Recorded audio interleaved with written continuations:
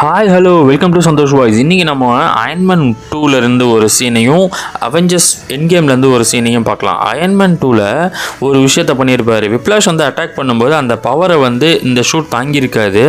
ஆனால் அதுலேருந்து நம்ம கற்றுக்கிட்ட டோனி என்ன பண்ணியிருப்பாருன்னா, அவெஞ்சர்ஸ் 1ல் தோர்கிட்டேருந்து வர மின்னல் பவரை அப்சர்வ் பண்ணி யூஸ் பண்ணியிருப்பார். இது எல்லாமே நம்ம டோனி வந்து நல்லாவே ஒரு இம்ப்ரூவேஷன் பண்ணியிருப்பார் அப்படின்னு சொல்லலாம். அதே மாதிரி என்கேம் படத்தில் 14 லட்சம் அவுட்கம் போய் பார்த்த டாக்டர் ஸ்ட்ரேஞ்சு எதுலேயுமே ஜெயிக்கலை. அப்படிங்கும்போது ஏன் உடனே அந்த ஸ்டோனை கொடுத்துருக்கலாமே அப்படின்னு நமக்கு தோணும். ஆனால் உடனே கொடுத்துருந்தா ஆண்ட்மேன் வந்து அந்த ஆண்ட்மேனோட உலகத்துக்குள்ளே போயிருக்க மாட்டார்.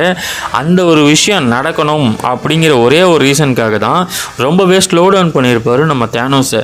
ஏன்னா தேனோஸ்க்கு டைம் ஸ்டோன் கிடைக்கும், அதுக்கப்புறம் அவர் திரும்ப வக்காண்டா வருவார், அதுக்கப்புறம் தான் இது எல்லாமே நடக்கும். அதே மாதிரி லாஸ்ட் சீனில் வந்து பார்த்திங்கன்னா டாக்டர் ஸ்ட்ரேஞ்சு உட்காந்துருப்போம் ஒரு சீனில்.